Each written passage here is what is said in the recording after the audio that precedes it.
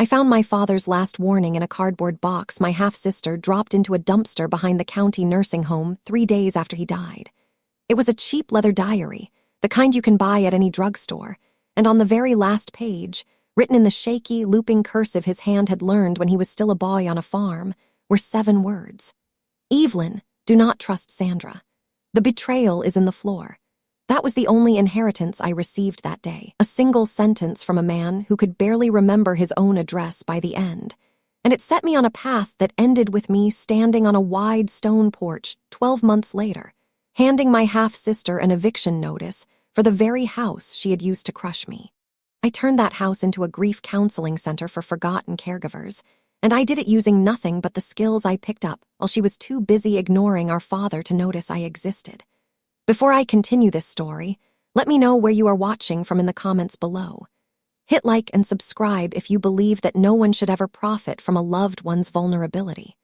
My name is Evelyn Merrick, and for 17 years I was the invisible daughter. I was 42 years old when I finally opened my father's diary and saw that warning.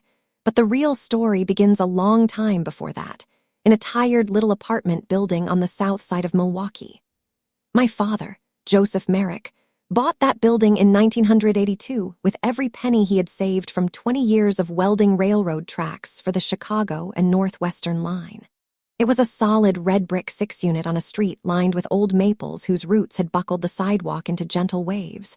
3 stories with a flat roof that required a new layer of tar and gravel every 7 years, and a basement that always smelled faintly of damp limestone and the particular sharpness of acetylene from my father's old torch cart. He taught me how to read a lease with the same precision he used to read a blueprint, how to snake a drain with a 25-foot auger I could barely lift when I was 12, how to patch a cracked window frame with glazing compound and a steady hand, and the patience to wait for the putty to skin over before painting. He believed that knowing how things worked was the only real safety a person could have. I was his only child from his second marriage, and my mother, a quiet woman who had worked as a dispatcher for the county, died of an aneurysm when I was 12. So it was just the 2 of us in Unit 1, right next to the boiler room where the big Burnham boiler thumped and hissed like a sleeping beast. He would wake me at 6 on Saturday mornings to help him replace a water heater or repoint the brickwork on the south wall where the mortar had crumbled from decades of freeze-thaw cycles. And when I was small, he would hold my hands over his on the handle of a pipe wrench and say, "Feel the threads bite, Evie. That's the sound of something staying where you put it." I took those lessons into my bones. By 16, I could sweat a copper joint with a torch and a roll of silver solder. By 18, I could rebuild a toilet fill valve and adjust the float arm to the exact water level that wouldn't waste a drop. And by 20, I could walk through the building and tell you which radiators needed bleeding just by the sound of the steam hissing through the one-pipe system. The building wasn't fancy, but it was solid, and it housed people who needed solid things. There was a retired school teacher named Mrs. Halpern in Unit 2 who had lived there since before I was born, and who paid her rent every month with a check written in the most perfect Palmer method cursive I have ever seen. There was a young couple with a baby in Unit 3, the Garcias, who worked opposite shifts at the hospital, and whose rent I would sometimes find slipped under the office door in cash on the 1st of every month with a little note that said, "Gracias, Mr. Joe." A locksmith named Harold Prentice lived in Unit 5, a wiry man in his 60s who kept to himself, but always nodded when I passed, and who, later, would teach me things that would become unexpectedly essential. My father and I managed the property together, and I thought of it as a living thing, something we tended and protected. A small ecosystem of working people whose lives were held within those walls. When I graduated high school, I enrolled in a real estate licensing course at the community college, not because I wanted to sell houses, but because I wanted to understand the laws and contracts and title structures that kept our building safe from the kinds of people who might try to take it. 2 years later, I added a property management certification, and soon after I started taking night classes in accounting so I could keep the books with surgical precision. I learned to read a balance sheet the way my father read a weld X-ray, looking for the hairline cracks that signaled trouble underneath. My father didn't push me into any of that. He just watched and sometimes on Sunday evenings he would walk upstairs to my little one-bedroom in Unit 4, sit at my kitchen table with a cup of black coffee, and say, "Evelyn, you have the strongest shoulders in this family." I would tell him that shoulders were just a matter of practice, but I knew what he meant. He was preparing me for something, and he was doing it the only way he knew, by handing me tools and waiting to see what I would build. My half-sister Sandra was 19 years older than me, the product of my father's brief first marriage to a woman named Diane. Diane had left when Sandra was 5, taking her to a new life in the Chicago suburbs, and my father had tried to stay in contact, sending letters and birthday cards, and once, a handmade dollhouse that he had built in the basement over the course of 6 months. But Diane's new husband, a man named Richard Kelso, who owned a chain of dry-cleaning stores and drove a car that cost more than my father's building, had money and ambition and a deep dislike for the working-class welder who didn't fit their image. He referred to my father as the mechanic at dinner parties, and Sandra learned early to associate love with new things and to dismiss anything that looked like effort. She visited my father sporadically as a teenager, always with a list of complaints about the apartment's smell, or the neighborhood's noise, or the fact that there was no central air conditioning. And once, when she was 22, she showed up with a boyfriend named Todd and asked my father for money to start a boutique clothing store. He gave her $2,000, which was a fortune to us, pulled from the building's reserve fund in a withdrawal I still remember him making at the kitchen table with a heavy sigh. She never mentioned it again, never sent a thank you note, never repaid a cent. By the time I was old enough to remember her visits, they had dwindled to almost nothing. She married a real estate agent named Mark Caswell, a man with a gold watch and a habit of tapping his fingers on every surface like he was testing for hidden value. They lived in Oak Brook, Illinois, in a house with a 3-car garage, a sub-zero refrigerator, and a mortgage that, I would later learn, they had refinanced 4 times to pull out equity. They sent a Christmas card each year with a picture of their golden retrievers and a note that said, "Thinking of you both." I threw them in the recycling bin without opening the envelopes. I built my life around the building and my father. I lived in Unit 4, a cramped 1-bedroom with a galley kitchen and a radiator that knocked all winter in a rhythm I came to find comforting, and I spent my weekends unclogging garbage disposals, repointing the brickwork on my hands and knees with a tuck-pointing trowel, and quietly negotiating payment plans with tenants who had lost their jobs. I never took a vacation longer than 3 days. I drove the same Honda Civic for 14 years and rebuilt its transmission myself in the building's garage using a Chilton manual and a borrowed engine hoist. And I wore second-hand blazers to every meeting with the assessor's office, so the property taxes would always be paid on time. I kept a ledger in my nightstand, a thick green accountant's book with sewn binding, and I tracked every invoice, every repair cost, every rent check, every property tax installment, and I could tell you to the penny what the building's reserve fund held at any given moment because I recalculated it every Sunday night before I went to sleep. My father didn't ask me to do any of that. He just watched me do it, and I think, looking back, he was making sure that, when the time came, I would know how to carry the weight without being crushed by it. The one time Sandra and Mark visited in the 8 years before my father got sick, I timed it. It was a Saturday in June, and they arrived in a black SUV that smelled of leather and cologne, and Sandra stepped into the apartment like she was entering a contaminated zone. She recoiled from the smell of old radiators, inspected the kitchen counters with her sleeves pulled over her fingers, as if the formica might be contagious, and asked if the walls had always been that color.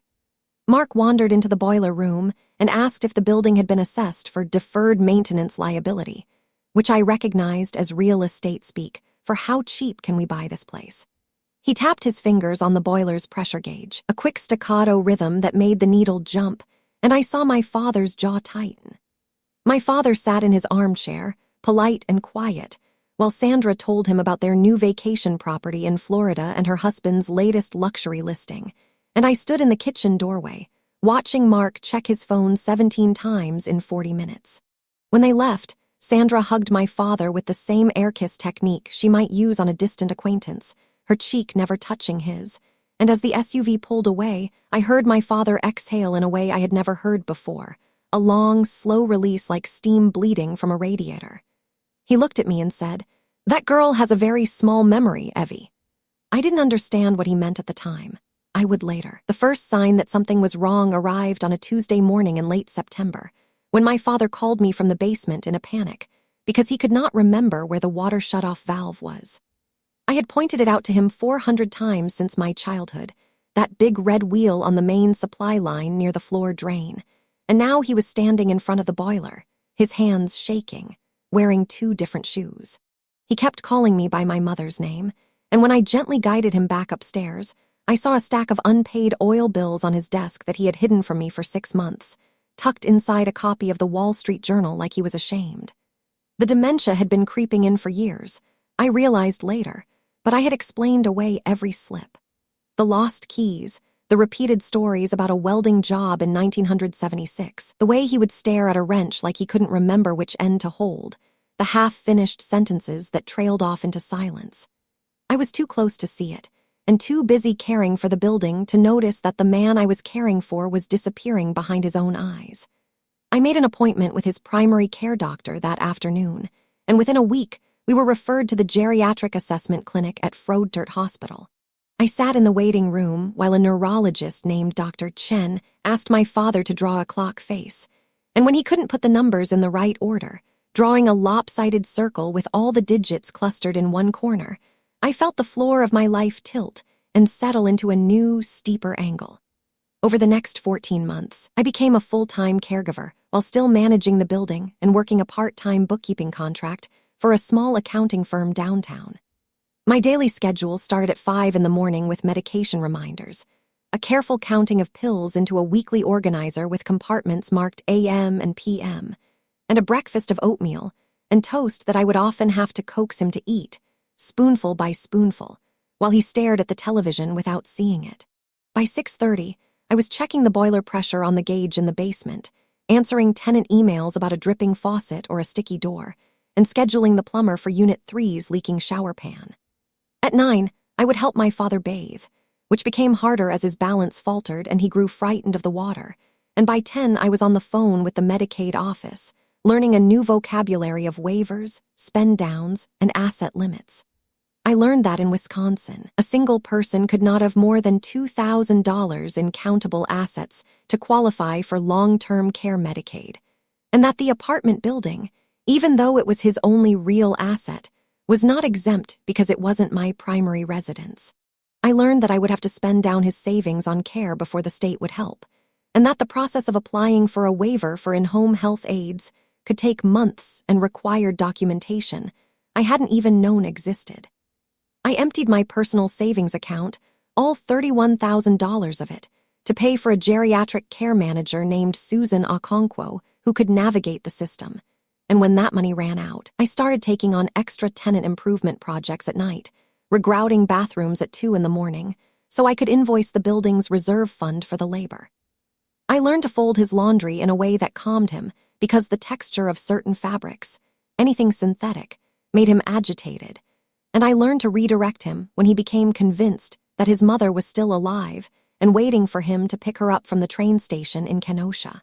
I learned that the person I loved was still in there somewhere, but that the door to that room was slowly closing, and I could only hold it open with patience and routine, and a kind of bone-deep exhaustion that I learned to treat as a normal state of being.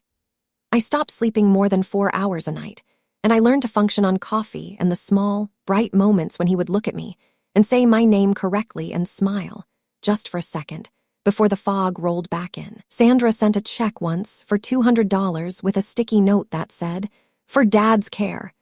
I deposited it and used it to buy a programmable medication dispenser that beeped and flashed when it was time for his pills. She never visited. She never called. She would later claim in court that I had blocked her from seeing him, but I kept every phone record, every email, every unanswered message I had sent to her over those 14 months. I sent her updates on his condition, his medication changes, his hospital visits. I sent her the name of the neurologist, the address of the clinic, the visiting hours of the adult day program I had enrolled him in at the senior center on North Avenue. She read the receipts on her phone but never replied. I stopped expecting her to. The crisis arrived on December 3rd when my father collapsed in the second-floor hallway while walking to the laundry room with a basket of socks. He suffered a hemorrhagic stroke that left him conscious but profoundly confused, his speech reduced to fragments, and his right side partially paralyzed. I rode in the ambulance with him, holding his hand and repeating his name over and over, and the paramedic gently told me that his blood pressure had been dangerously high for months, probably because he had been forgetting to take his medication even when I thought he had. At the hospital, they stabilized him and started a course of sedatives to keep him calm during the diagnostic scans. I slept in a plastic chair next to his bed for 3 nights, waking every hour to check his vitals on the monitor, to press the call button when his Roman 4 beeped, to hold a straw to his lips when he could manage to swallow. The doctors performed an MRI on the 4th day, and to keep him still inside the clanging tube of the machine, they administered a dose of midazolam, a fast-acting benzodiazepine sedative that impairs cognition, memory consolidation, and the ability to form new memories for hours after administration. The nurse's note from that shift, time-stamped at 10:14 a.m., and signed by an RN named Gloria Vasquez, read, "Patient Joseph Merrick is post-sedation, resting comfortably, disoriented, unable to follow simple commands. Will continue monitoring." That note, that single entry in a digital chart, became the linchpin of everything that followed. It was on the morning after the MRI, December 5th, that Sandra appeared in the doorway of his hospital room, wearing a camel-colored cashmere coat and holding a leather portfolio like she was arriving at a real estate closing. She had Mark with her, who immediately started asking the nurses if there was a place to charge his phone, and the two of them launched into a performance of concern so polished it could have been choreographed. Sandra hugged me, and her perfume smelled like department store samples, and she said, "Oh, sweetie, you look exhausted. We're here now. Let us take over the heavy lifting." I was so depleted, so hollow with grief and cortisol, that I actually felt relief wash through me. That feeling lasted approximately 72 hours. The heavy lifting, it turned out, consisted of Sandra producing a durable power of attorney document that she claimed my father had signed 6 weeks earlier, during what she called a lucid window. I had been at his side for 14 months, tracking his medications, his appointments, his every moment of confusion, and I knew that there had been no 6-week lucid window. I knew that 6 weeks earlier he had been in the throes of a behavioral crisis, pacing and agitated, and unable to recognize the calendar on the wall, that he had been trying to open the front door at 3 in the morning because he thought he was late for a welding shift he had retired from 20 years before. But Sandra stood there with the document, a crisp 2-page form with a notary stamp from a woman named Patricia Bronson, and I was too tired to fight. I asked to see the document, and Sandra showed it to me, holding it just far enough away that I couldn't read the fine print, and she said, "It's all standard, just to help with his bills." I didn't know then that the notary stamp was registered to a defunct title company in Indiana whose license had lapsed 3 years earlier, or that Patricia Bronson's notary commission had expired 2 years before that and had never been renewed. I didn't know that the signature, a wavering loop of my father's name, had been traced over a faint pencil outline that was still visible under magnification, a forgery so crude that a forensic document examiner would later call it a child's imitation of an elderly hand. All I knew was that suddenly I was being asked to leave the room during consultations, that a new neurologist appeared who seemed to have been selected by Mark's golfing network, and that my father's medications were adjusted without my input. Within a week, while I was still trying to get a clear explanation from the discharge coordinator, Sandra had my father transported to a state-funded nursing facility on the north side of the city. I found out when I arrived at the hospital on a Tuesday morning, and his bed was empty, the sheets stripped, and the monitor cables coiled on the pillow like dead snakes. A nurse at the station told me he had been discharged to a skilled nursing facility, with the case manager's approval, and when I asked for the name, she handed me a slip of paper with an address on West Capitol Drive. I drove there immediately, a 30-minute drive through gray January slush that splattered the wheel wells of my old Civic, and when I pulled into the parking lot, I felt the air leave my lungs. The building was a low concrete rectangle with barred first-floor windows, a cracked parking lot whose potholes were filled with frozen mud, and a sign that said Golden Years Care Center in peeling gold letters. I had researched nursing homes months earlier, when I had first started thinking about placement, And I knew that Golden Years had a 1-star federal rating from the Centers for Medicare and Medicaid Services, a staffing ratio that was half the state average, and 3 separate open investigations for neglect, including one for a resident who had developed stage 4 pressure ulcers because staff had not turned him for 18 hours. I walked through the front door, and the smell hit me first, a sharp mix of urine and industrial disinfectant that no amount of air freshener could cover, the kind of smell that clings to the back of your throat.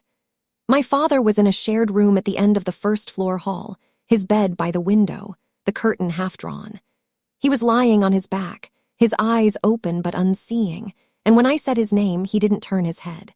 I sat with him for 2 hours, and in that time I saw one nurse's aide pass by the doorway, a young woman with tired eyes who glanced in but didn't enter, didn't check his vitals or reposition him or offer him water. I called Sandra from the parking lot, my voice shaking with a fury that I could barely contain, and she said, "Evelyn, you're overwrought. I'm handling this. Go home and rest." I didn't have a home to go to. The day I found my father's empty hospital bed, I also discovered that the apartment building had been sold.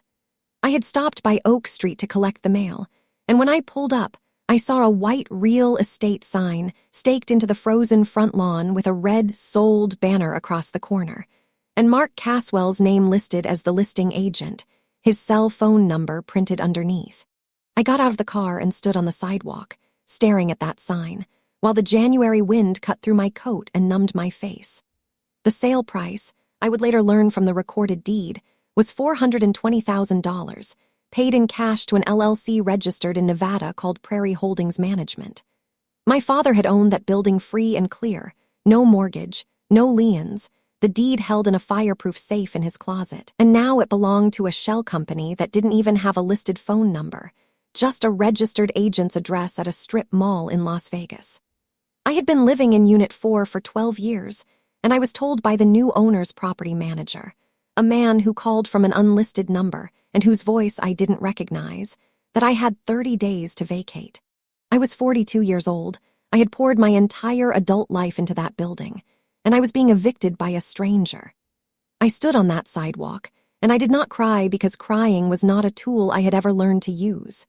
Instead, I started taking pictures of the sign with my phone, close-ups of Mark's name and the sale date, and I called the title company, Capital Title and Trust, to request a copy of the recorded deed. The receptionist told me it wasn't public yet, but I could come to the office in person and view the file.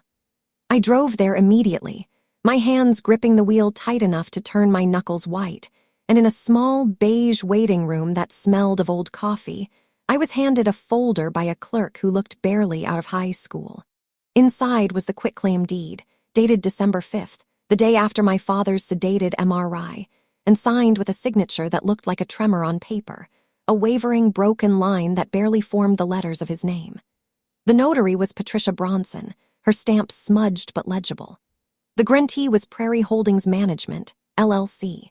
The grantor was Joseph Merrick, a man who, on that day, at the exact time the nurse had written, disoriented, unable to follow simple commands, had supposedly signed away his entire life's work. I drove back to the nursing home, Golden Years, and demanded to see my father's medical records for December 5th. The intake coordinator, a tired-looking woman with a coffee stain on her blouse and a name tag that read Denise, told me that the records had been transferred from the hospital as part of the admission packet, but the original file had been requested by the family representative, Sandra Caswell, and she had signed them out the previous week. Denise showed me the sign-out log, and there it was, Sandra's looping signature, the same loopy cursive she used on Christmas cards, dated January 9th. I felt a cold, methodical clarity settle over me, the same clarity I felt when I was diagnosing a boiler problem or tracing a leak to its source. Sandra was covering her tracks, removing the paper trail that proved his incapacity, and she thought I was too broken and too unsophisticated to do anything about it. My father died on February 19th, 6 weeks after he entered Golden Years. The official cause was complications from aspiration pneumonia, a condition that occurs when food or liquid enters the lungs instead of the stomach, which triggers a chemical pneumonitis that can rapidly become fatal in elderly patients with compromised immune systems. It is almost entirely preventable with proper feeding protocols, upright positioning during meals, and adequate staffing to supervise residents who have swallowing difficulties.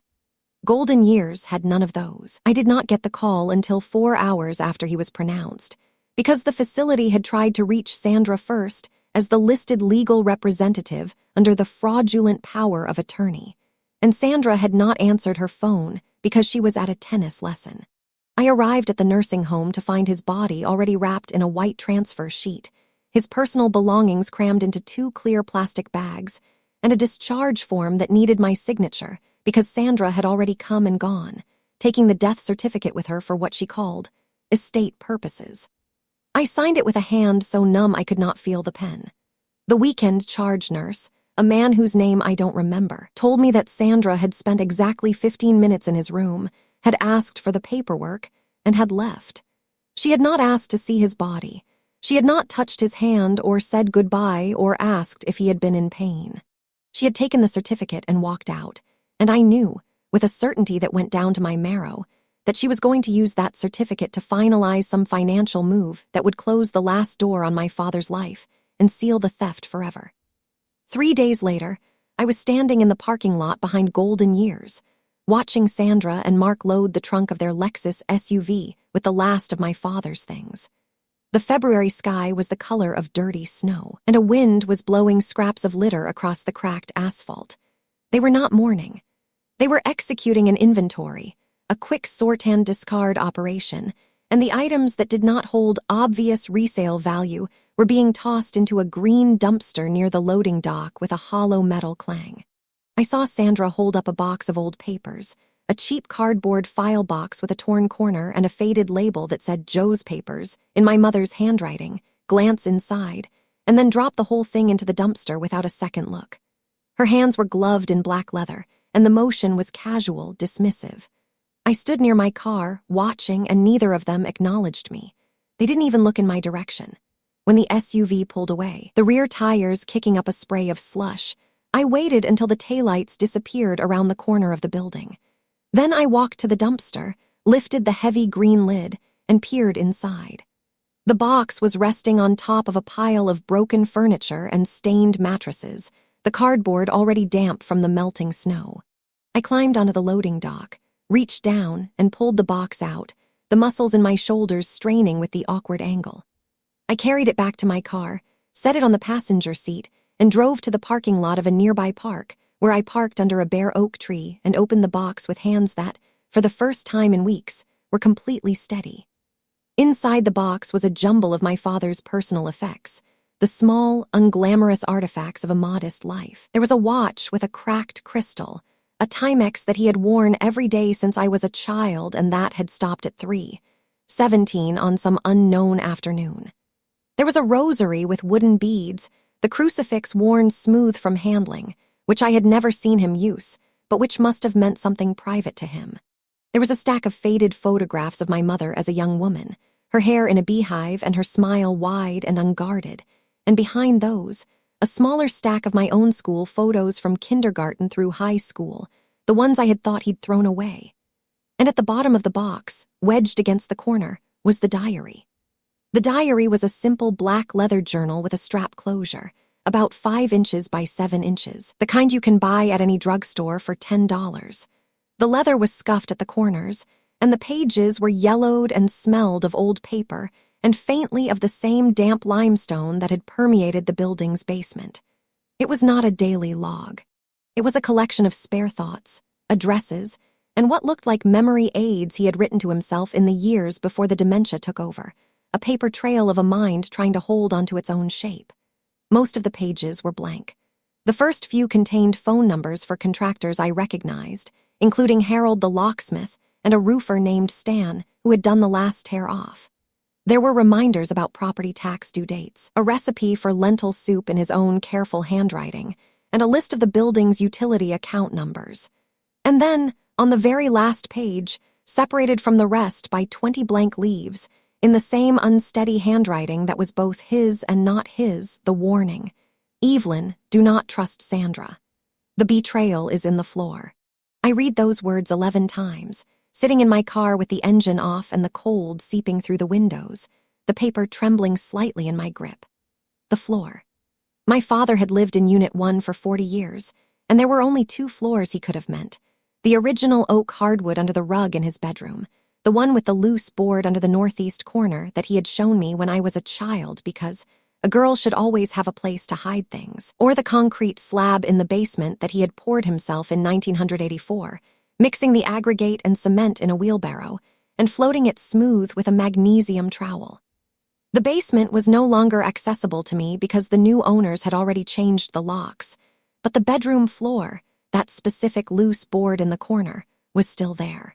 The sale had closed, but the new owners had not taken possession yet because of a dispute with the title company over the fraudulent notary stamp, a delay I had overheard Mark complaining about on the phone when he thought I wasn't listening. The building was sitting empty, all 6 units vacant, the utilities shut off. I still had keys.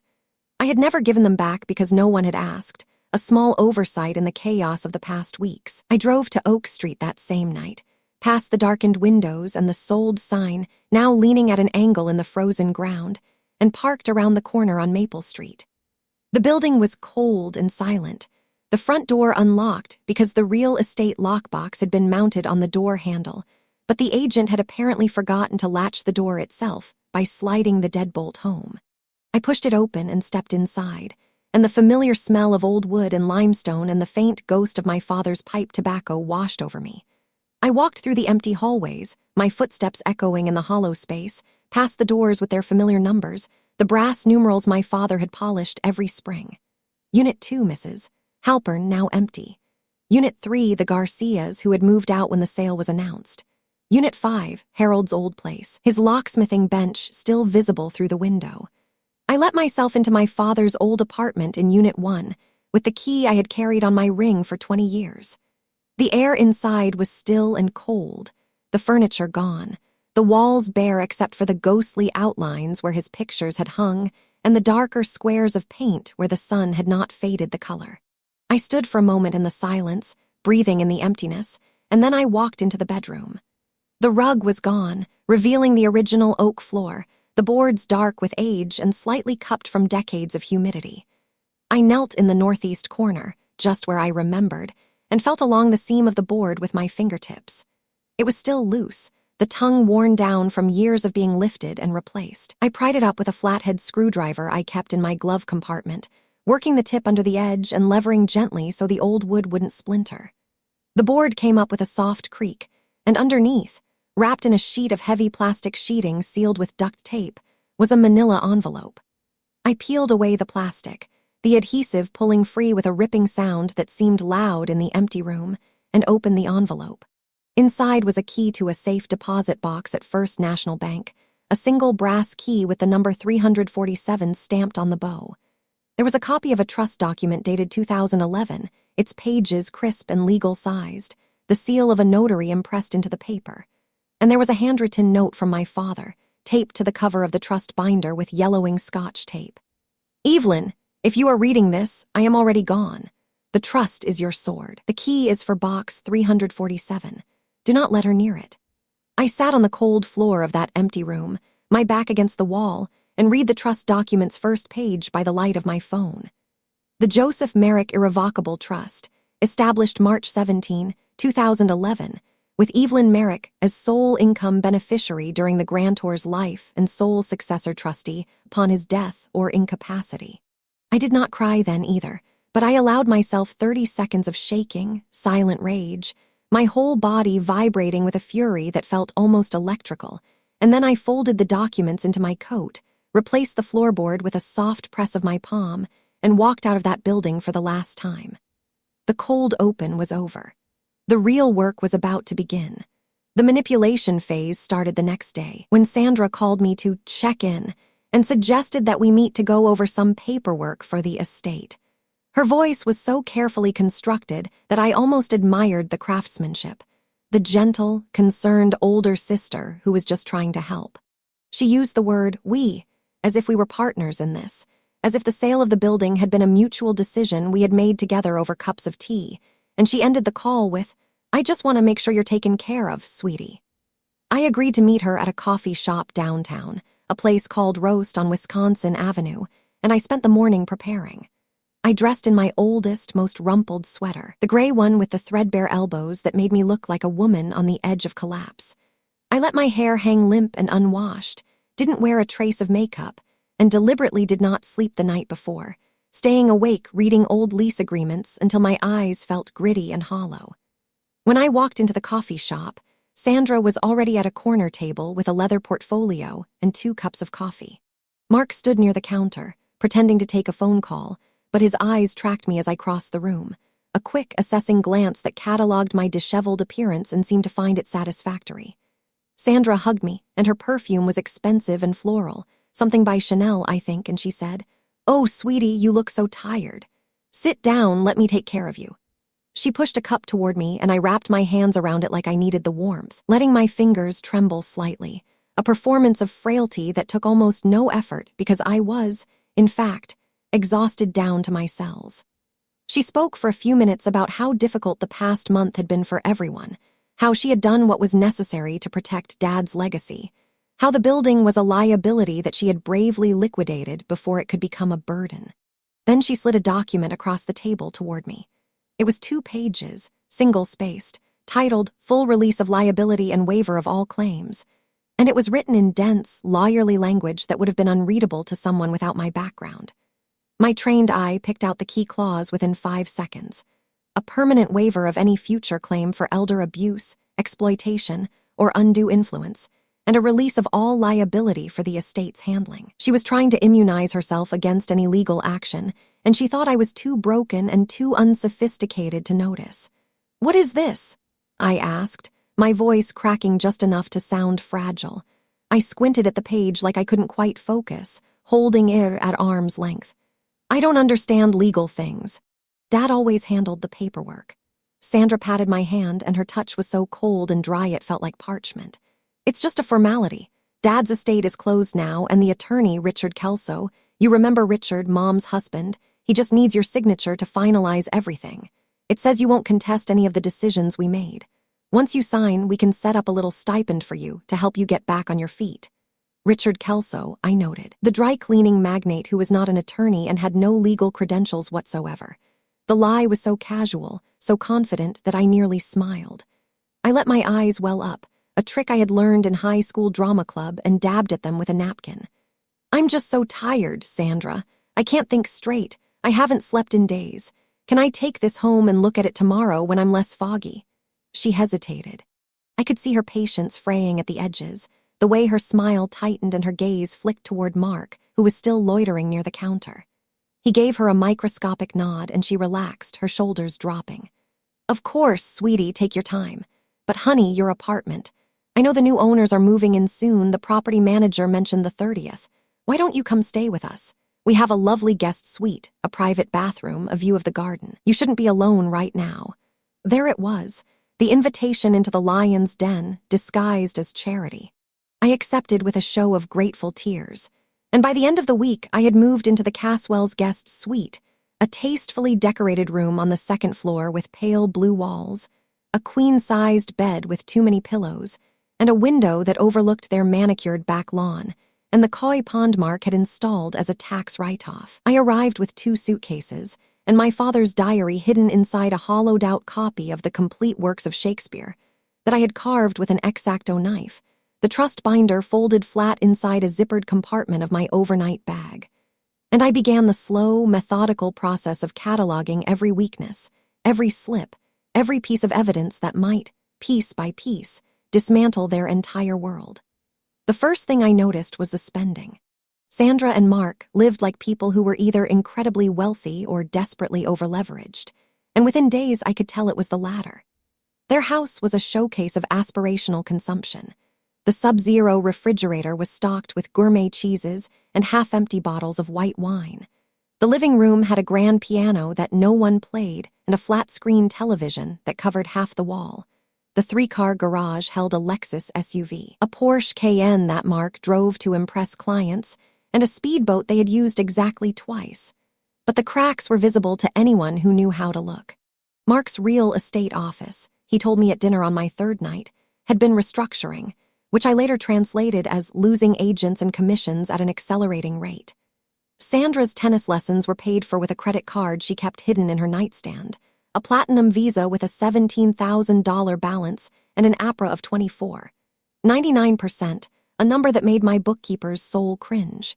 Their mortgage statement, which I glimpsed on the kitchen counter while pretending to look for a spoon, showed they were 3 payments behind on their primary mortgage and 2 behind on the home equity line of credit they had taken out to fund the Florida vacation property.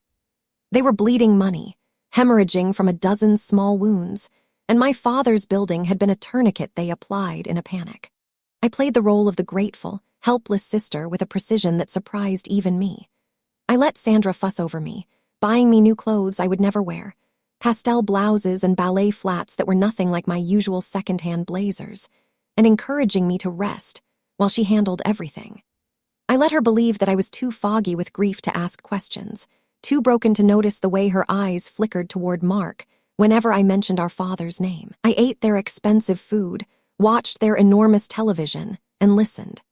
Every evening, after they went to bed and the house settled into silence, I would sit in the guest suite with a small spiral notebook and write down everything I had observed, every detail that might later become a data point in a larger pattern. I noted the times Mark took frantic phone calls in his office, his voice muffled but his tone unmistakable, the cadence of a man talking to debt collectors, the phrases, "I can make a partial payment," and "if you can just give me 2 more weeks," filtering through the door. I noted the way Sandra would spend hours at the kitchen island, scrolling through banking apps on her phone with a face like cracked porcelain, refreshing the same screen over and over as if hoping the numbers would change. I noted the names of the credit card companies on the statements she left in the recycling bin: Chase, American Express, Discover, a store card from Neiman Marcus, and I wrote down the account numbers before she fed them through the shredder. I learned their routines. Mark left for his office every morning at 8:30 and returned around 6. Sandra had pilates on Tuesdays and Thursdays at a studio in Oakbrook Center and book club on the first Monday of the month at a neighbor's house. Their housekeeper, a quiet woman named Alma, came on Wednesdays and would often hum to herself while she vacuumed. The landscaping crew came every other Friday. I had long, unsupervised stretches of time, and I used them like a patient fisherman uses a tide, letting the hours pass while I gathered information. 2 weeks into my stay, I found my first point of entry. The kitchen faucet started leaking, a persistent drip that Sandra complained about at breakfast, tapping her fingernail against the granite countertop in irritation. She called a plumber who quoted $400 just for the service call, and she had thrown her phone onto the counter with enough force to crack the screen protector. I was at the table, slowly stirring a cup of tea, and I said, almost absently, "I can fix that. I used to do all the repairs at Dad's building. It's probably just a worn cartridge." She looked at me with something close to wonder, and I knew I had just planted the seed of another useful fiction. I was the burden reduced to a free handyman, useful and unthreatening. I took apart the faucet, a high-end Moan with a single-handle design, and I knew from years of plumbing that the cartridge was a standard 1225 model, a small plastic cylinder with O-rings that wear out over time. I drove to the hardware store, bought the $12 part, and had it replaced in 20 minutes, the water flowing smoothly again with no drip. The whole time I was under the sink, my back pressed against the cabinet floor, I noticed that the back panel of the cabinet was loose, a thin piece of plywood that shared a wall with Mark's office closet.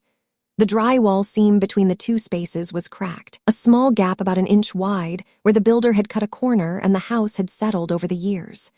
Through that gap, I could see the edge of a gray metal filing cabinet, the kind with a combination lock on the top drawer, pushed against the far wall of the closet.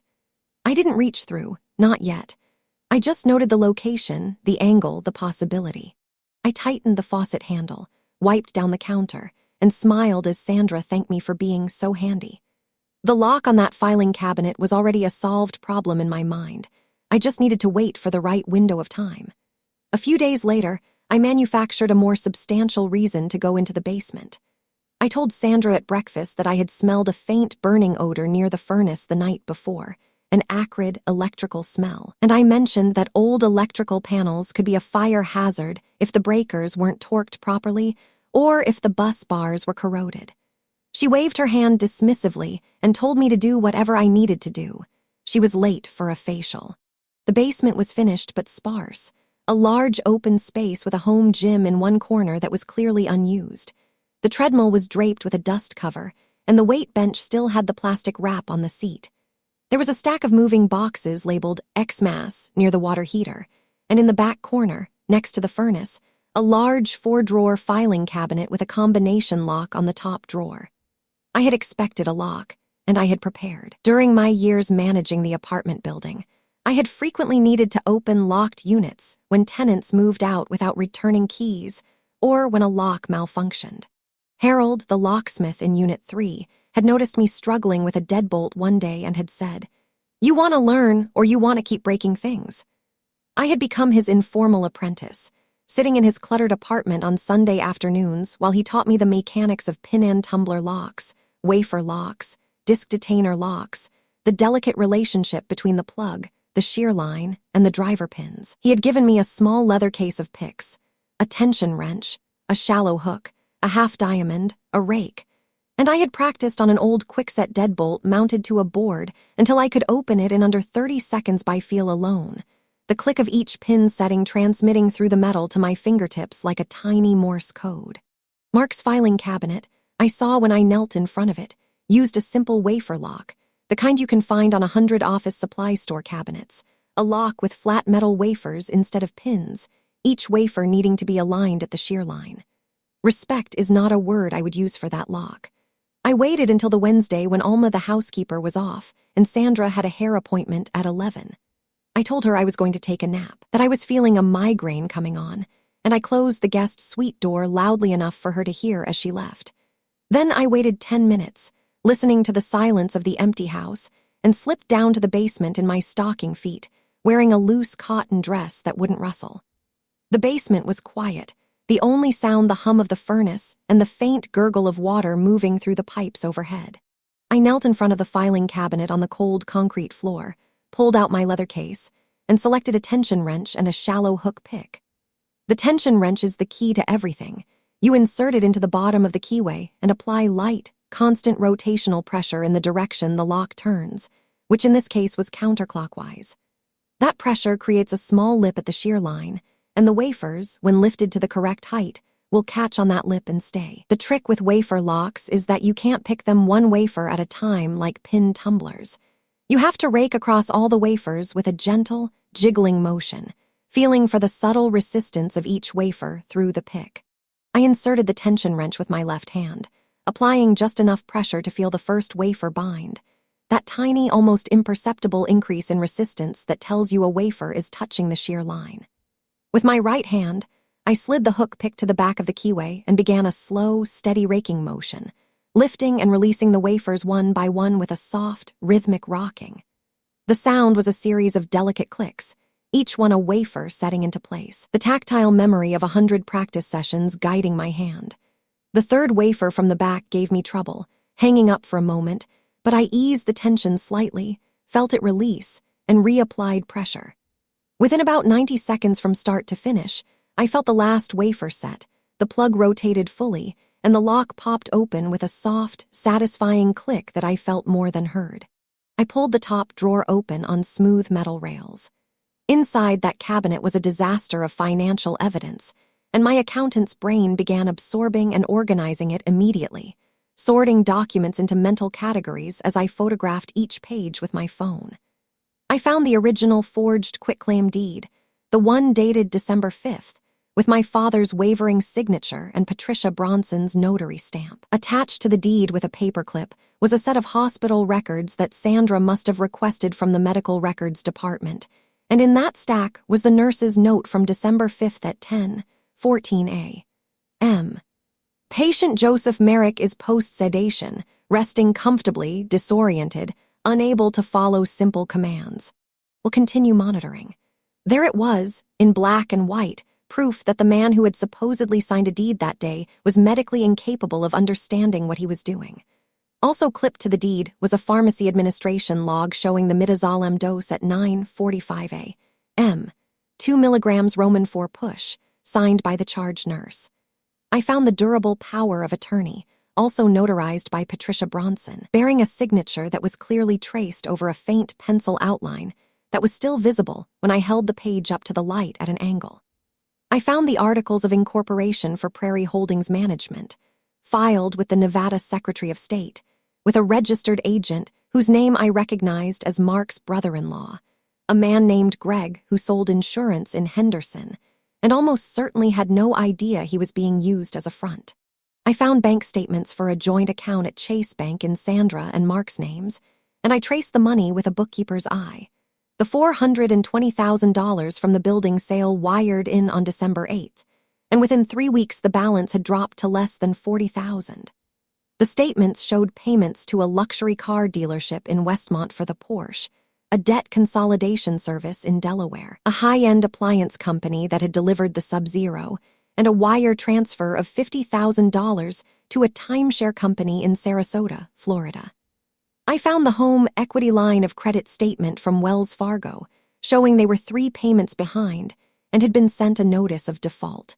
I found a credit card statement for the Visa with the $17,000 balance and another for an American Express with a $23,000 balance, the minimum payments overdue. I photographed every page with my phone, carefully arranging each document so the account numbers, dates, and amounts were clearly legible, making sure to capture the headers that identified the issuing banks. Then I closed the drawer, relocked the cabinet with a push of the bolt, and went back upstairs. My heart was beating fast, a steady drumbeat in my ears, but my hands were steady. I had what I needed to prove fraud, dissipation of assets, and a pattern of exploitation. But I needed one more piece, the contents of the safe deposit box, Box 347. First National Bank was a solid mid-sized institution with a main branch on Wisconsin Avenue, a granite building with brass fixtures and the quiet, moneyed hush of old wealth. I went there the next morning, the brass key in my pocket and the trust binder in my bag, and I presented the key and my driver's license to a teller with a practiced calm that I did not feel. After a short wait in a leather armchair, I was escorted into a private viewing room by a woman who introduced herself as Margaret Kowalski, the bank's senior trust officer. Margaret was in her early 60s, with silver hair cut in a sharp bob and a no-nonsense manner that reminded me of my high school algebra teacher. She had handled my father's business. She told me for 2 decades, ever since he had first opened a small savings account there in 1993. She recognized my name, and when I told her my father had passed, her expression shifted to something guarded and fierce, a protective anger that she did not try to hide. "Your father was a good man, Miss Merrick," she said. "He came in once a year to update his trust documents, and he always asked about you. He said you were the strongest person he knew." I swallowed hard and asked to see Box 347. She led me to a small, windowless room with a stainless steel box and a single chair, the walls lined with soundproofing panels. I opened the box with the key, my hand steady, and found a 2-inch binder and a letter. The binder was the original trust document, executed on March 17, 2011, and it was a masterpiece of quiet, protective legal architecture, drafted by an attorney my father had hired specifically for this purpose. I read through it slowly, my lips moving silently over the legal language, and I realized with a growing sense of awe what my father had done. He had placed the apartment building into an irrevocable trust with me as the sole income beneficiary during his life and the sole successor trustee upon his death or incapacity. But the crucial clause, the one that made my breath catch in my throat, was Article 7, titled Competency Requirement for Transfers and Amendments. It stated that any amendment, revocation, or transfer of trust property during the grantor's lifetime could only be effective if accompanied by a written certification from a board-certified geriatric psychiatrist, unaffiliated with any party to the transaction, attesting that the grantor was of sound mind and understood the nature and consequences of the transaction. The clause further specified that no physician who had administered sedation, anesthesia, or any psychoactive medication to the grantor within the preceding 14 days could provide such certification. It was a dead man's switch, a legal trapdoor designed to prevent exactly the kind of coercion and fraud Sandra had attempted. The binder also contained a copy of a letter my father had sent to Sandra in April 2011 by certified mail with return receipt requested, a copy of which he had kept in the binder. The letter explained, in plain language, the existence of the trust and the competency clause, and it warned her that any attempt to transfer the property while he was incapacitated would be void. "Sandra," the letter read in part, "I have set up my affairs so that the building can never be sold without my clear-minded consent. I hope you will respect my wishes and take care of your sister when I'm gone." I sat in that little room and read my father's letter over and over, the paper trembling in my hands. He had seen this coming. He had seen the greed in his own daughter, had diagnosed it years before it manifested, and he had built a lock into the structure, a lock only I could open, and he had trusted me to find the right tools. The personal letter to me was short, written on a single sheet of lined paper in his own shaky hand, dated the same day. "Evelyn, my girl, if Sandra ever tries to take the building, this trust will void the transfer. Use it. Remember who taught you how to fix things. Love, Dad." I pressed the letter to my chest for a long moment, the paper crinkling against my coat, and then I walked out of the viewing room and sat down with Margaret in her office, a quiet corner room with a view of the Milwaukee River. I laid out everything: the forged deed, the hospital records, the bank statements from the filing cabinet, the trust document with its competency clause. Margaret listened without interrupting, her hands folded on her desk, and then she leaned back in her chair and said, "Mrs. Merrick, this transfer is void ab initio, from the beginning as if it never happened. The competency clause was never satisfied. The sale to Prairie Holdings is legally meaningless.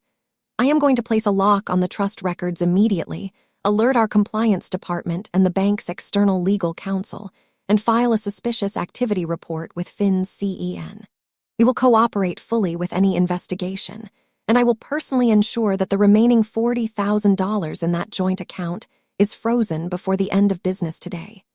She said it with the quiet ferocity of a woman who hates seeing an old man's legacy stolen, and I knew I had found my first real ally. The ally phase deepened the following week when I contacted an attorney named David Latimer. I found him through a referral from the Alzheimer's Association of Southeastern Wisconsin, and he specialized in elder financial abuse cases, working for a nonprofit legal clinic called the Center for Elder Rights in Chicago. David was a compact man in his early 50s with thinning hair, reading glasses perched on his forehead, and a habit of tapping a pen against his temple while he listened. I laid out the evidence for him over a 3-hour meeting in his cramped office near the Cook County Courthouse, covering his desk with copies of the trust document, the void amendment, the hospital records proving sedation, the forged deed, the bank statements showing dissipation of assets, and a printout I had made of the notary fraud research I had conducted. I had found, through a simple search of the Wisconsin Department of Financial Institutions database, that Patricia Bronson's notary commission had expired in 2013 and had never been renewed, and that the title company she had been affiliated with, Midwest Title Services, had been dissolved by the state for failure to file annual reports in 2015. The stamp on the deed was a forgery of a forgery, a crime stacked on top of a crime. David listened without interrupting, flipping through each document with the rapid, focused attention of a man who has seen too many cases like this and is quietly furious about each one. When I finished, he leaned back and said, "Evelyn, this is not a civil suit and a prayer for damages. This is a criminal referral to the FBI's Elder Justice Task Force and a civil claim under the Wisconsin Vulnerable Adult Act and Illinois' Elder Exploitation Statute, which allows for treble damages and attorney's fees. I can file an emergency petition to void the sale and freeze any remaining assets by the end of the week. But I need one more thing. I need a direct admission, or something close to it, something that shows they knew he was incapacitated and intended to exploit him. If you can get Sandra or Mark to admit, even obliquely, that they knew he was sedated when they signed the deed, or that they intended to hide the asset from you, the case becomes unbreakable." I thought about this for a long time, turning the problem over in my mind the way I used to turn a stuck valve, gently, from different angles, looking for the point of least resistance. A direct admission would be difficult to obtain, and I was not willing to wear a wire without legal guidance, because Illinois is a 2-party consent state for recordings, and any recording made without consent would be inadmissible and could even expose me to criminal liability. But I didn't need a recording. I needed a public confrontation, with witnesses, where the pressure was applied so suddenly and so completely that the truth came out in their faces, in their panic, in the way they reacted.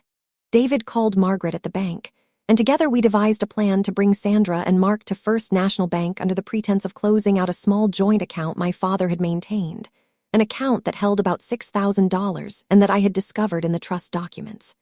The Caswells would see it as free money, a small bonus they could pocket without consequence, and they would come willingly. The branch manager, a silver-haired gentleman named Mr. Thibodeau, agreed to have the trust documents and the criminal referral paperwork ready in a conference room on the second floor, and to have 2 officers from the Milwaukee Police Department's Financial Crimes Unit waiting in his office, just down the hall. I told Sandra about the account at dinner that night, mentioning it as an afterthought, like I had just remembered it while sorting through old papers. "I think Dad had a little savings account at First National," I said, my voice vague and uncertain, poking at my salmon with a fork. "The bank called and said I'm listed as a beneficiary, but since you're the executor under the power of attorney, they said we both need to come in and sign to close it." Her eyes lit up just slightly, the way a shark's eyes might when it smells blood, a glint that was gone almost before I saw it. "Of course, sweetie," she said, her voice honeyed. "We'll take care of it this week. I'll clear my schedule for Tuesday." Before the confrontation arrived, I experienced a moment that extinguished any remaining flicker of family loyalty I had been carrying, a single crystalline moment that I have replayed in my mind many times since. The maximum cruelty beat. I staged a medical collapse on a Friday afternoon, a syncopal episode in the upstairs hallway while Sandra was home and Mark was at his office. I had rehearsed the fall carefully in the guest suite the night before. A controlled crumple to the carpet, knees buckling first, then a sideways slump that would look natural. A pale face achieved by holding my breath for a full minute before I went down, and by not eating for 12 hours so my blood sugar would drop. My wrist landed at an awkward angle, bent underneath me, but I had practiced enough to know it wasn't actually injured. I lay there, eyes closed, breathing shallowly, my cheek pressed against the carpet fibers, and I heard Sandra's footsteps approach down the hallway. The click of her heels on the hardwood, the pause, the silence. I expected her to call my name, to kneel down, to check for a pulse, to call 911, to do anything that would show a basic human reflex of care. Instead, she stepped over my body. I felt the hem of her dress brush my forearm, a whisper of fabric, and I heard her footsteps continue down the hall, into the guest room I was using.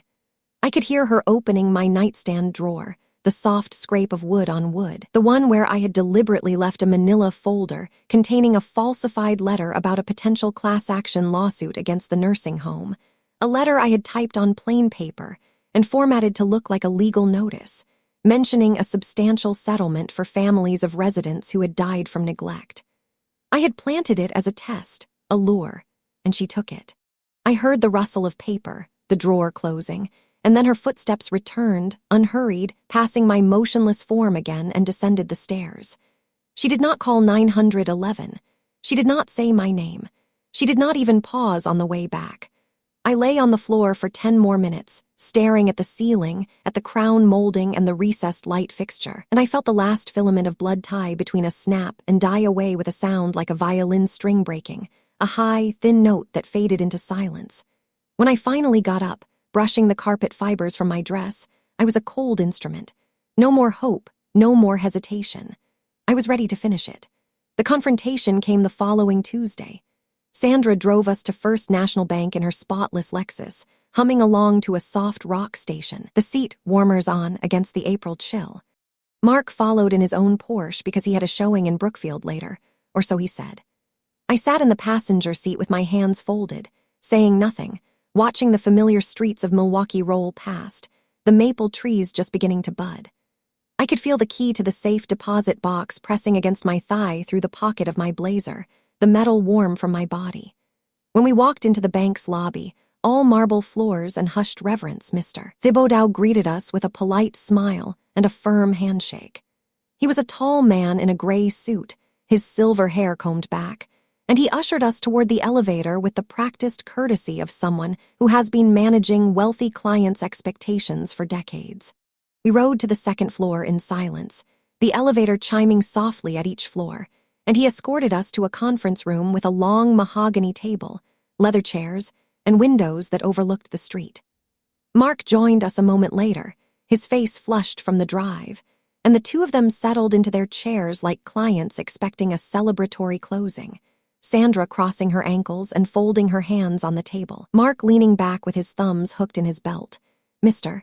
Thibodeau sat at the head of the table and placed a thin file in front of him. His expression was pleasant but unreadable. Before we proceed with any transactions, he said, his voice calm, we need to clarify the status of the trust. Mrs. Merrick, would you like to explain? Sandra looked at me, her smile faltering for just a fraction of a second. Evelyn, what is he talking about? You don't know anything about trusts. This is just about Dad's little savings account. Why are they talking about trusts? I opened my purse, removed the trust binder and the hospital records and the bank statements and the notary research, and set them on the table in two neat stacks, the papers aligned with the edge of the wood.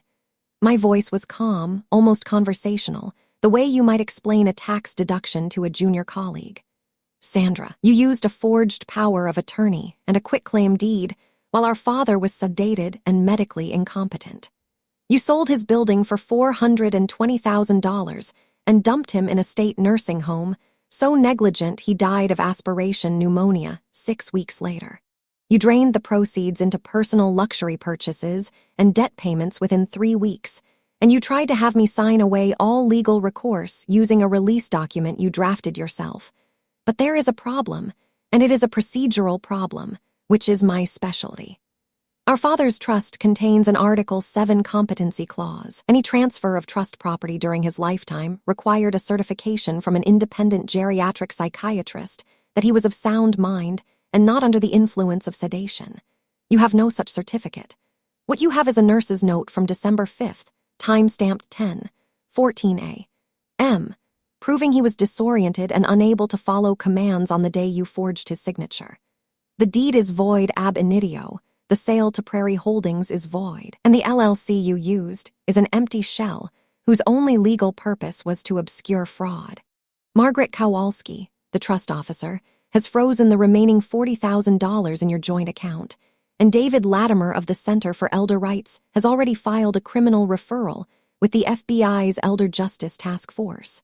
The police are in the manager's office next door.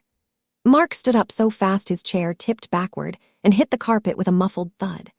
His face reddened, a deep, congested flush that spread from his collar to his hairline, and he started blustering about lawyers and defamation and how I had no idea what I was talking about, that the deed was perfectly legal and the notary was legitimate. But I kept my eyes on Sandra. She stared at the documents on the table, her mouth opening and closing soundlessly, and then her composure shattered. She started screaming, a raw, jagged sound that filled the conference room.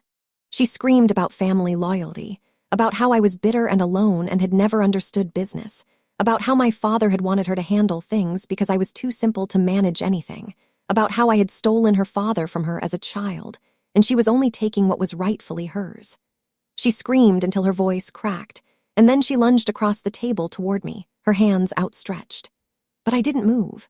I just looked directly at her, into her wild, furious eyes, and I said very quietly, "You thought you could steal a dying man's last piece of himself, but you forgot to read the very first page of his trust." The door opened, and 2 uniformed Milwaukee police officers stepped in, along with a detective from the Financial Crimes Unit, a woman in a dark suit with a badge on her belt. Sandra's face went white, the color draining from her cheeks in an instant, and Mark lunged for the door, but the officers were faster. They were handcuffed, wrists behind their backs, and led out of the conference room, Sandra still screaming, Mark's face twisted in a snarl of disbelief. I sat at that table alone with my father's trust binder open to Article 7, the afternoon sun slanting through the windows and illuminating the dust motes floating in the air, and I finally allowed myself to feel something. Not joy, not triumph, but a deep, quiet, exhausted peace. The kind of peace that comes after a very long repair is finally finished and the system holds pressure. The aftermath was not swift, because the legal system is never swift, but it was thorough and it was just. Sandra and Mark Caswell were arrested and charged with felony elder financial abuse, forgery, notary fraud, and Medicaid fraud related to the nursing home placement. The Milwaukee County District Attorney's Office pursued the case aggressively because the documented evidence was overwhelming, and because elder abuse cases with this much paper trail evidence are rare.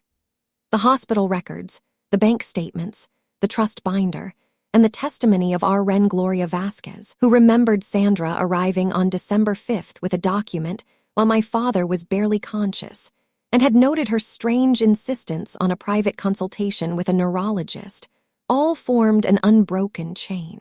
I testified at the criminal trial, and I sat in the witness box for 3 hours while the defense attorney, a man hired by Richard Kelso's money, tried to paint me as a bitter, estranged sibling who had manipulated the evidence. I didn't waver. I held up the diary, read my father's warning aloud into the court record, and then I showed the jury the nurse's note from December 5th, holding it up so they could see the words, disoriented, unable to follow simple commands, printed in black and white. The jury deliberated for 6 hours and convicted Sandra on all counts. She was sentenced to 8 years at Tatechita Correctional Institution, the women's prison in Fond du Lac. Mark took a plea deal, rolling over on Sandra in exchange for a reduced sentence of 18 months and 5 years of probation, but his real estate license was revoked by the state of Illinois, and his career was over. The court voided the building sale, and Prairie Holdings management was dissolved by the Nevada Secretary of State. The young couple who had purchased the building in good faith, a pair of first-time landlords who had taken out an FHA loan, were compensated fully by the title insurance company, which filed a subrogation claim against the Caswells. I eventually recovered the building itself, though it was empty and needed tens of thousands of dollars in repairs, the boiler having frozen and burst during the winter it sat vacant. The civil suit was separate, a grinding 18-month process of depositions and document discovery and motion practice that David Latimer handled with a kind of ferocious patience. He filed an elder abuse civil complaint in Milwaukee County Circuit Court, seeking actual damages for the loss of the building's income during the period it was tied up in litigation, emotional distress, the costs my father incurred from the inadequate nursing home placement, the damages I had suffered from my own eviction, and the drain on my personal savings, and punitive damages under the state's elder exploitation statute. The jury deliberation lasted 4 hours, and the verdict came back with a judgment in my favor for $500,000 in compensatory damages, trebled to $1.5 million under the statute's treble damages provision. The Caswells declared bankruptcy, but the judgment was ruled non-dischargeable by the bankruptcy court because it stemmed from intentional fraud, a rare but satisfying outcome. Their Oak Brook house, the 4-bedroom colonial with the 3-car garage and the Sub-Zero refrigerator and the koi pond out back, had been used as collateral for the home equity line of credit and several other loans. The bank foreclosed, and David arranged for me to purchase the first position lien at a discount through a quiet negotiation with the lender. I executed a sheriff's sale on the property, and on a cool, clear April morning, 13 months to the day after I found my father's diary, I became the owner of record. Sandra and Mark were given 60 days to vacate by the court, and I served the eviction notice myself. I stood on that wide stone porch, the same porch where Sandra had once posed for a Christmas card photo with her golden retrievers, and when she opened the door, her face hollow and her hair unwashed and her eyes rimmed with red, I handed her the papers without a word. She didn't scream this time. She just looked at me with a hatred so pure it was almost luminous, and then she slammed the door. I walked back to my car, an old Honda Civic that had finally needed a new transmission, but was otherwise the same car I had driven for 14 years, and I felt the weight of 17 years lift off my shoulders like a physical thing. The conversion of that house into a grief counseling center took 6 months of renovation, and I was intimately involved in every detail. I wanted it to be the opposite of golden years, warm, safe, and useful. I repurposed the formal living room, with its vaulted ceiling and its cold marble fireplace, into a quiet room with soft lighting from floor lamps, comfortable chairs arranged in a circle, and a bookshelf filled with grief literature, titles by Elizabeth Kubler-Ross, Joan Didion, C.S. Lewis, and a dozen others. I turned the former home office, where Mark had once taken frantic calls from creditors, into a resource library with binders full of elder care guides, financial planning worksheets, sample Medicaid applications, and the contact information for every legitimate adult protective services agency in the Midwest. I installed a small kitchenette with a commercial-grade coffee maker and a tea station and a refrigerator stocked with water and juice, so caregivers could heat a meal or grab a drink without having to leave. I named the center Joseph's Lighthouse, and I hung a photograph of my father in the entryway, the one where he is standing in front of the apartment building with a paint roller in his hand, smiling at the camera like he had just figured out the secret to something. The first support group meeting drew 7 people, all of them adult children who had been crushed by the system, who had been forgotten by siblings, who had been bled dry by the cost of caring alone. We sat in a circle on that first Tuesday evening, and a woman named Claire told us about her mother, who had dementia and who had been placed in a facility that lost her dentures and never replaced them. And another woman named Maria told us about her father, who had died alone in a hospital while her brother was on a cruise. We listened, and we cried, and we shared the names of lawyers and social workers and the small, practical strategies that make the unendurable slightly more bearable. I realized that this was the only inheritance that mattered, the ability to provide a safe place for the kinds of exhausted, invisible people I knew better than I knew myself. I still live in a small apartment now, not far from the center, in a quiet brick building a lot like the one I grew up in. The building on Oak Street was restored, slowly and carefully, by a nonprofit housing trust that bought it from me at fair market value, and I used the proceeds to establish an endowment for Joseph's Lighthouse so it can operate long after I'm gone. My father's diary sits on my nightstand, the page with the warning still visible, the ink slightly faded now from the oil of my fingers. Sometimes late at night I open it and touch the words with my fingertip, tracing the loops of his cursive. He saw it coming. He built a lock into the structure, a lock only I could open, and he trusted me to find the right tools. That is the thing about caregivers. We know how to fix things because we have been fixing things our whole lives, quietly and without applause, and that knowledge is not a soft skill. It is a kind of armor. Have you ever discovered a dark secret about someone you trusted completely? How did you handle it? Tell me in the comments. I read every single one. If this story meant something to you, please hit like and subscribe so our channel can bring more voices of quiet justice into the light. I will see you in the next one.